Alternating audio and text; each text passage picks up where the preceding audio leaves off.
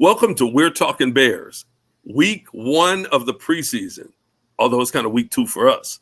But it's Bears versus Bills in Buffalo, New York. Man, come on, we rolled. What can you say? We freaking rolled. Week 1, hey, we're back. The Bears are back. This is what Bear football is supposed to look like. And we're going to be talking Bears. Like and subscribe. Stay with us. What y'all think? How y'all feel? Man, I'm just glad to have some Chicago Bears football to watch and tune in to every week. It's been a long time coming, but now it's here. So we got the preseason kicked off, had the Hall of Fame game where we didn't get to see any of the starters. So we finally got a glimpse now of what what our starters are looking like. So I enjoyed it. Rolled them boys. Good first win of the preseason for us. I'm just excited, man. It's football season. I mean, it's just a small sample size with it being the preseason, but I'm excited for things to come. Honestly, more of that, more the same, man. It's always a good time of year when the NFL rolls back around, when you start seeing those notifications come up on your phone and the TV shows, all the program listings start showing that NFL packages coming on. So I always get excited around this time of year, and this is no different. So I just want to say, I'm really excited about where this season's headed. But what stood out to me the most, man, it's been weird watching Hard Knocks, watching the Hall of Fame game, I only saw the replays from this one, but man, the Bears look like a well-run organization. I've never felt like that before. I've never looked at the Bears front office and the decisions they make on a regular basis and thought, wow, that seems grounded in some solid logic. You know what I mean? But now we're starting to get to that point, and it's starting to reflect on the field. So really excited to see how this season plays out and see, what we got going and Caleb and all the other rookies and all the other young guys that are developing. It's a good time of year. Good time of year to be a Bears fan. And one thing we can all say is definitely been a long time coming. I hope we can definitely say more of the same with those good decisions that the front office has been making. But it's definitely been a long time coming. So I've seen that too, and I'm glad we're here. Hey, you know what? Last time, we were super excited about the possibility for a Bears team. We double doinked that away. That team should have went a lot farther. But it was a front office decision to keep a guy who missed 4 or 5 field goals in 2 weeks, including several doinks. And that's one of those front office decisions where, again, I harken back to the Lovey era, where when we had good solid football teams, we were it wasn't a doubt that we were always in the running and would often come out of the North as the winners. And one of the things that was a staple of Lovey's team is good special teams, good punts, the best punt and kick returns ever. All of those things were there together. I mean, you mentioned Hall of Fame, D. Hess, when they talk about it, when Tillman talks about it, he talks about how Lovey, their special teams coordinator, these guys were a huge part of who Devin Hester was and setting that up to win. And even Lovey putting starters out there to block for him. So, when you look at this, when the guy invests a 4th round pick in a kicker, and this boy can cough and corner you all day long, it makes a difference when your special teams is on fire. We now, he was gifted, Pace gifted him Santos. Santos, after a long suffering, was one of the few good players that came from the Pace regime. I'll give him his credit where credit is due. Gifted him Santos, great. But special teams is huge, and we got special teams down. But like you said, it's looking and smelling like a well-run organization, and we've seen the growth in that over several years. From when he first got here, he had the aroma of the organization cleaned up, bleached the house, and was getting ready to put in the new furniture. Now we see what the new furnishing looks like, and man, now we got an 84-inch LCD TV on the wall, man. He's cooking with gas, man. We're doing it. Oh man. So what do you guys think? First action for Caleb Williams, number 1 overall pick. What do y'all think? Man, I liked how he looked. Like, again, small sample size, but I like some of the things that I saw. He definitely thinks quick, makes quick decisions, good decisions. The arm talent is definitely there. I saw on a couple of passes that went down the sideline, was very nice. Hey, I'm liking it, man. I hate to say this, and I can admit when I'm wrong. Unfortunately, Justin came out that same day and had a pretty bad day, and so I'm just hoping Caleb continues to show us that he is who we expected him to be when they brought him here, and so far so good. What you got, son? Honestly, we didn't see too much of Caleb, so it's hard to judge somebody on 14 snaps, 15 snaps, whatever it was. So I mean, it took me 2 years to buy a Fields jersey. I didn't buy Fields jerseys till he started breaking records. So I'm gonna be on the same pace with Caleb. I'm gonna take my time. I'm gonna evaluate him the same way I did the last quarterback we had. Right. So I really noticed more the coaching. I really noticed more the offensive design. I really noticed more the weapons, the protection, things like that seemed a lot cleaner, seemed a lot smoother. The execution of the offense seemed better. And part of that is going to be down to Caleb. Sure, I'll give him that, but it's preseason versus preseason defenses and looks. So let's see what happens when the lights come on in September. And I'm going to reserve judgment until then. But I mean, look, I've never been against Caleb as a person or a player. I'm not necessarily bought in on him, the person, but I do recognize the talent he has. And I just want to see the Bears do something they've never done up to this point and bring that talent out on a week-to-week basis. So if they can do that better than last regimes, then cool. We Gucci. What else do we need as a franchise? We got a excellent defense.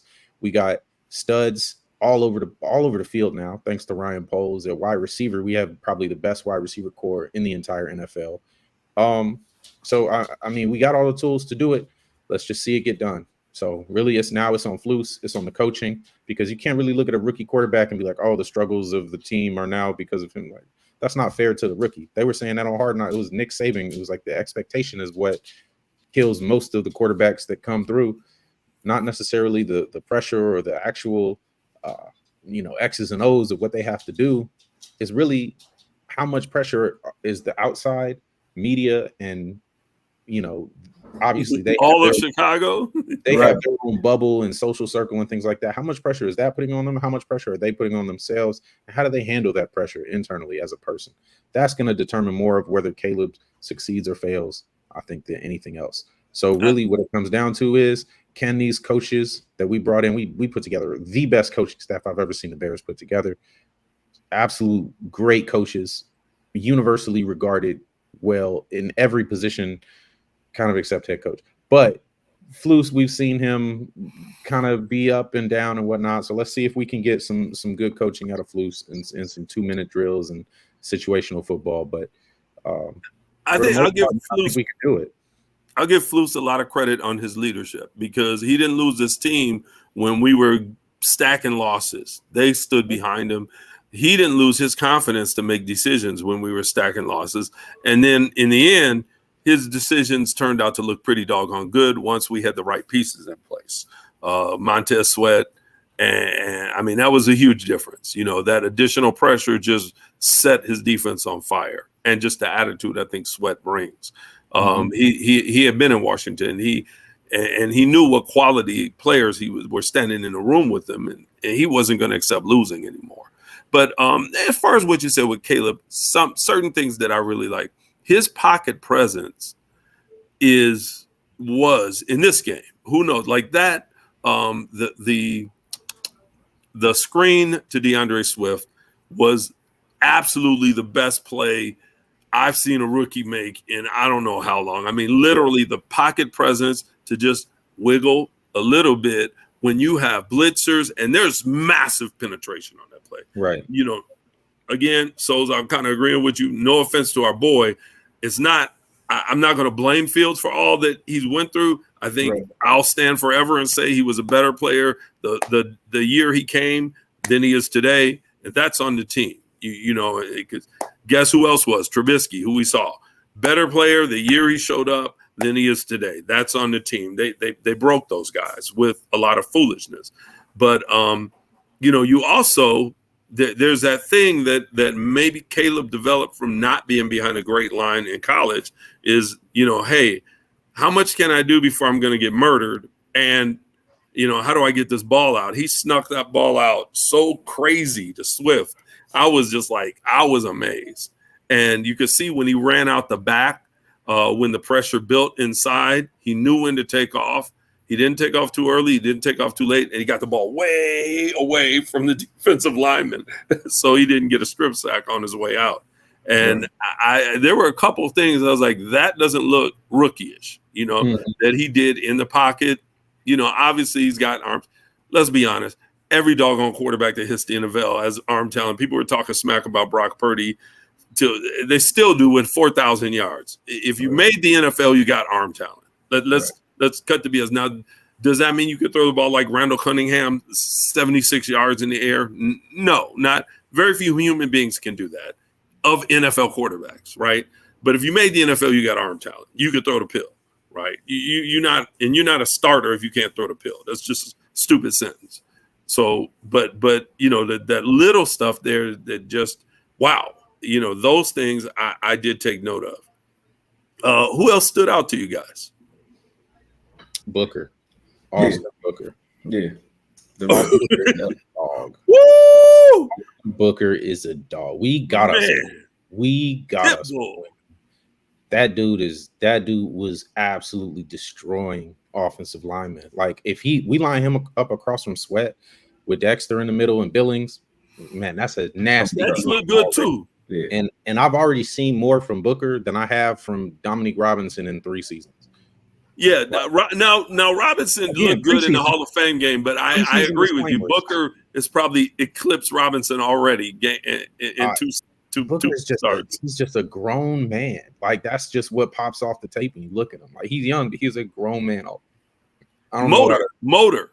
He doesn't stop on a play. Like power. He doesn't stop to the quarterbacks on the ground. 2-3 guys can hit him. He's still going. Mm-hmm. Yeah, he's a dog. I really like seeing him. Yeah. That's going to be fun. Him on the opposite side of Sweat with some pressure up the middle. Yeah. I can't wait till we go to Green Bay with that. With that secondary, that's going to be ugly for opposing teams. That's going to be ugly. Like, so, knock. Is this the Jordan Love residence? We're coming to tear your house down. We about to own that place. So, so that was a big one. Offensive line instability, man. That's still popping off the tape to me. The offensive line was a lot better with the first team, but the depth was abysmal. But timeout realized Jatari Carter was starting right guard and pancaked the heck out of the dude on one of Caleb's great plays. He's holding the guy down, face down to the ground. He pancakes him and then holds him down. I was like, that's Jatari Carter. He's third on the depth chart at guard. Third. Yeah, behind what's his name? Nate should be 2. And Ryan Bates. Bates kind of flip-flopping between center and guard, and he's flip-flopping between right and left. So yeah, but ain't nobody taking 2 right guards, 2 left guards. Jatari Carter is one of those, and Bates is the other. So we can't look if Tev is out and Nate Davis is out, which is an extremely likely scenario. He's backup. So he's number 2 on the depth chart in my eyes. Okay, yeah, but in reality, he's third. He's not. Yeah, he's third off the ball. He's third for guard. He's not third for either right or left. Like I got you. I got what you. You know what I mean? If 2 guys go down, he's out there. But they're the 2 guys on our entire team that are the most likely to go down. Unfortunately, that's where we're at. So, but he played well. He played well. Yeah. He was getting it. He was, and I watched Swifty a lot talk about Jatari Carter for years, and I was like, I don't know why he loves this guy. He must have seen something because I was not. He didn't have the power when he came because he came from like a D2 school. He didn't have the power to really like be a starter. But he always had really good feet and really good technique. And he's just kind of improving on that. Getting a couple off seasons in. I really just want to see how this Braxton Jones things works out. That's where I'm going to be most concerned. Well, we got to see him against some really tough edge rushers and whatnot. Detroit, Minnesota, Green Bay. We're gonna find out. He's got half a season to get ready for. Minnesota kind of now that they don't have Danielle Hunter, but they picked up the guy. They basically made a trade of talent, equal dude. I forgot the name of the guy. Hunter's like one of the top 7 or 8 guys in the league. Cookie. Yeah, Cookie agrees that Danielle Hunter's more of a dog.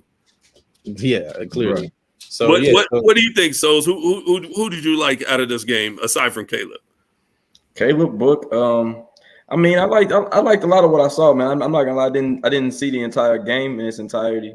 But what I did like is that when a lot of the backup did come in, they kept the same intensity. We didn't really see a break, especially on the defensive side. They really didn't get to us too much. So I'm just excited to see where it continues to go, man. But yeah, Booker was probably my most exciting to see of the rookies and the new guys that I didn't know too much about. Hey, y'all want to y'all? I'm a run off some numbers. All right, 6 carries, 5.7 yards a carry, and a touchdown. Who was that? Say it again. 6 carries, 34 yards, 5.7 a carry, and a touch. Who was that? Ian Wheeler. Velus Jones. I was about to say Velus got one, right? Oh my God. Okay, Ian Wheeler, 5 carries, 8.6 a run, and 2 TDs. That's what I was remembering. I didn't Man, that boy. Nice.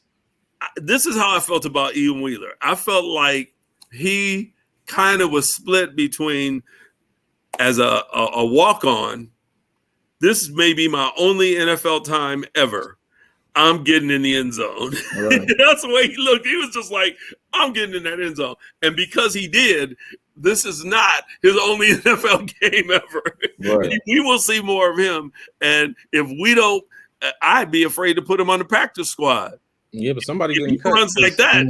He ran through people, man. He's a speed guy, and he ran through people. Yeah. To get to the end zone. But we have too many running backs. We got Roshan. He's not going anywhere. We got Herbert. He's not going anywhere. Velus is now running back. He could get cut. Ian Wheeler could get cut. I say we keep 3 running backs and 1 on the practice squad. We're going to keep those on the practice squad. We're going to keep 4, and I just hope that Wheeler is great on special teams. We can't keep 4 because we got too many wideouts. Yeah, but that crazy kickoff, man. If Wheeler can tackle, we need somebody to return the kickoff first. We ain't got nobody that's actually good at catching that boy and running. Because I didn't see nothing good on that kickoff. I don't like this new kickoff. I hate it. I think it's so weird. I think it's really weird and really dumb. But it's so whatever. Weird. Change waits for no man. So, I mean, yeah, we need somebody that can return those kickoffs and do something. Otherwise, like, why is this still in the game? You know what I mean? Just hand them the ball, hand the offense the ball on 25 and keep it pushing. If you just, I like them trying new stuff with it. Each other and gets 3 yards. Like, I don't like that. It's weird. I like them trying new stuff. I think it's too many rules. Literally, to me, it's kind of like trigonometry. You know, if the ball's here and comes in at this particular angle, and the the tangent of the ball is, then you get the ball in the 30. But if the cosine of the angle of the ball, right, you get the ball in the 20. Hey, I hate it, man. Then you get the ball in the 40. Then your mom imagine missing the popcorn. Imagine missing out on a talent like Devin Hester because you botched the kickoffs. You know what I mean? Like you just changed the game in such a way where now we don't see that anymore. Yeah, but I think you're going to see more kickoff returns. It did work from that standpoint. You forced people to return the ball. I mean, but I'm talking about good returns, like returns. Right. Because everybody's bunched together, and 3 yards and get tackled. If you get past that first wave, there's no second wave. Yeah.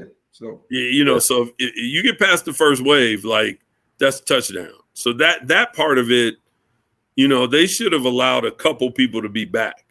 Because it's like then you're right back to the same issue of people getting hurt. So why even change it? I mean, it's kind of like having goal line stance, right? Yeah. You got a goal line stance on the other end of the field, and it's hard to get past it, but once you do, there's nothing to stop you from going all the way. Okay. So I think that's once people figure out the way to block it, then it's just going to be touchdown. We're going to see 70, 80-point games because people are just going to be running kickoffs back like mad. Man. Oh, that'll make me even more mad. I'm not going to lie. That'll be worse than what we have right now. Well, yeah, and it probably won't be us because we can't catch the ball. No, their team would have been great, let alone in the old style of football. Well, anyway, I mean, I think that kind of sums up the first game. You know, it's preseason still. We're still waiting to get some real data, some real, you know, points to look at and say this person's playing well, this person's not, in some live game action when people aren't doing these vanilla game plans and whatnot. But like you said, man, the throw to Swift out of the backfield, the little rollout, some flashes from Caleb that look translatable, that look like he'll be able to do that and that'll work in game. You know what I'm saying? So let's see what we got in him. I'm really excited to see where the season goes. Yeah, and it seems like he knows the plays that they're installing. And that's the number one thing. Don't install crap that your quarterback is confused about. Don't confuse your own quarterback, and really don't confuse your offensive line. Yeah. You know, and these are things that I think this particular crew of coaches is taking to heart. Like, I think that was one of the biggest deals of the CJ Stroud super season, is that people looked, it's not that CJ Stroud doesn't have rookie weaknesses. It's that DeMeco Ryans and his crew made sure that those weren't the plays they ran. Right. You know, whatever it is that CJ Stroud just couldn't do his rookie year, whatever they've been working on all summer, the only people that know exactly what that is are in Houston. Mm-hmm. You know, and that's the way it should be. Now, you make a few trades and, you know, a guy on defense is like, oh, no, this kid cannot, whatever. You know, like if I'm setting up defense against Caleb right now, I'm going to blitz him hard from the defensive left because he likes to roll right. When he's in trouble, he rolls right. I'm delay blitzing from the line. Let's see what he can do with that. If I can send a nice delay blitz going up that left side. So you think you're going to escape right, you're going to escape right into us. But you could see that from the film. Hey, this kid loves to roll. When he's in trouble, he's rolling right. You know, so yeah. That's where I'm bringing my delay blitz, right? Well, don't make me nervous about this, man. Just let us have a good feeling after the preseason game went well. Right. I don't want to be thinking about what our quarterback can and can't do and what his tendencies are. Let's find that out in September. All right. Well, yeah, I agree. I'm just saying, you know, it's up to the coaching staff to hide those things, whatever it is. For sure. Got to hide them. Because what if his best rollouts come to the left? And they intentionally made us think that. Across his body. That was the whole thing about him is he's got all this, like he could throw from any platform, off platform, any angle, any arm angle, any distance, depth, velocity, whatever. That's his whole shtick, right? So that better be a damn good shtick. That's all I'm gonna say. Man, let's just share the ball. Yeah, let's let that roll. Let's let this kid distribute to the best passing core the Bears have ever had. Because, man, if that ain't fun watching, then why are we watching? Yeah. I mean, look what we got. We got